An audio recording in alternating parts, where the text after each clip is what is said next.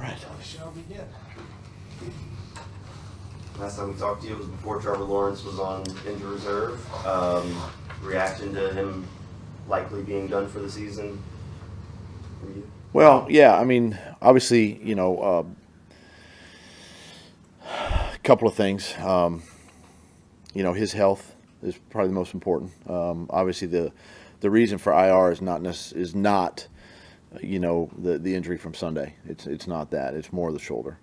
But you know, it's obviously, you know, listen, where we are in our season, you know, a chance for him to get healthy right now as he you know looks into the off season and next season as well, getting healthy, and you know, obviously the injury Sunday, you know, doesn't help, right? But you know, it's just I think the right decision right now to go ahead and just shut him down and let him get fully healed, clear the protocol first, obviously, and then tackle the other injury, you know, later on. So, you know, that's our main focus right now is just to make sure he's 100% and get him healthy and get himself ready for the off season. Did the shoulder get worse while he played on Sunday, or was it just playing through it where the kind of decision was made that? Yeah, I think more just playing through it. It didn't get any worse. He didn't take any shots, you know, or hits on it.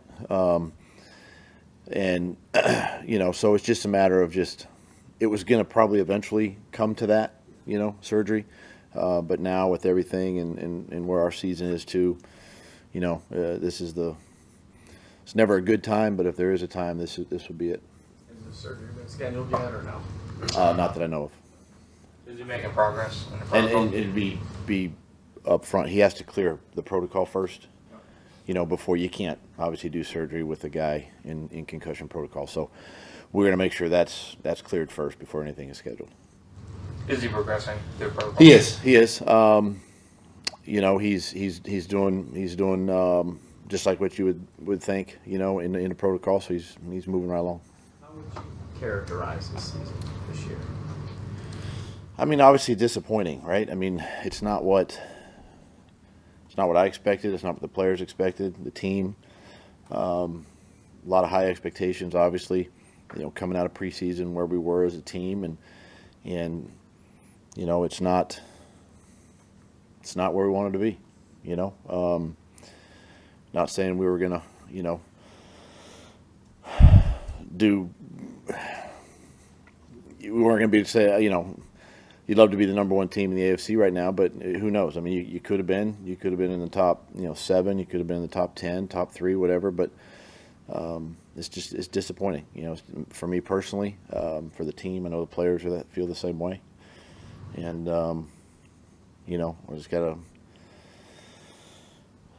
take it all in stride and finish this season strong. For Trevor specifically, though, how would you characterize his season?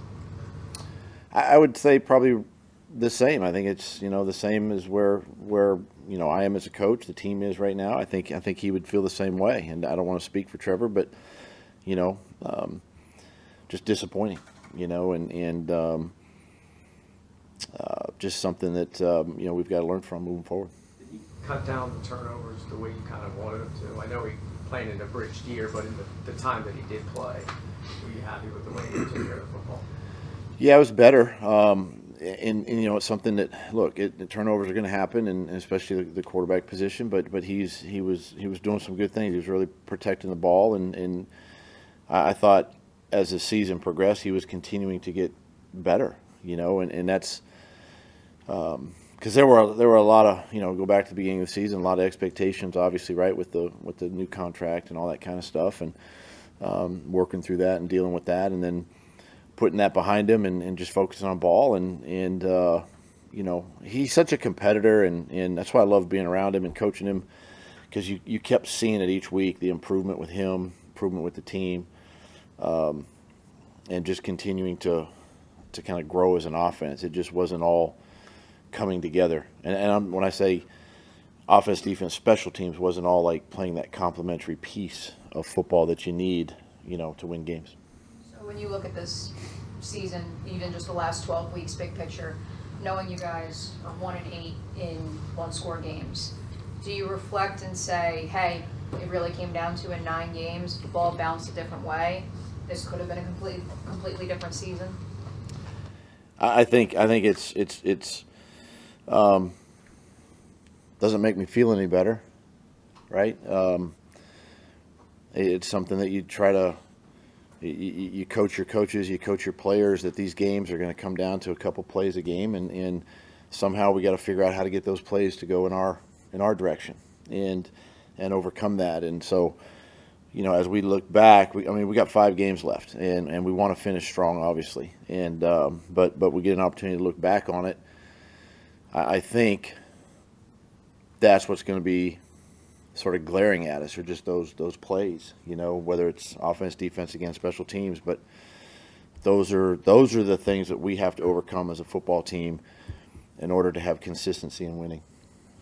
Are Logan and Ross expected to be out this week? Is that a practice? Not yet. Both of those guys will practice today. We'll see where they're at. Tyson and Parker. Both practice today and should be okay. See where Tyson is today. He's kind of been limited all week, but expect him to practice, and we'll see after practice today. What was Josh Reynolds break to the table? Josh, a veteran guy. You put on the tape. He's obviously been in a couple spots, and he's been, a guy he's a bigger, taller, athletic receiver. Again, gives us depth. We're obviously missing Christian and Gabe, and definitely gives us, something that we can continue to develop that room. I think it helps us in the way that we're trying to win these games. We're trying to go out and play well, and he gives us an opportunity to do that, and so we're excited to get him going a little bit, and seeing how he can help. And obviously, it's a history with him being here last year, but what kind of challenge does Calvin just present on tape for the defense? I just think his, obviously his speed and athleticism, right? He's an excitable, energetic guy, and that's what he brings to them offensively, and a guy that you have to, with the speed that he has, it's real, and you got to be prepared for that, and be in the right position. So he can beat you over the top, he can beat you across the field, and he's tough, and he brings some swagger, some energy. So those are all things that we're going to have to match. Even with the season being where it is right now, does Titans week bring some extra juice to everyone in the building, or is? Yeah, anytime you play an AFC South opponent, especially Tennessee, it's always been close football games. They're physical games. A couple years ago it came down to the last regular season game, and last year the same thing. And so we know what type of games these are going to be. It's one of those games you just I think you throw the records out and you go play. And I think the team too that makes the least amount of mistakes, in games like this gives yourself a chance, to win it in the fourth quarter. So always going to be tough, going to be physical. Guys are ready to go. Very good.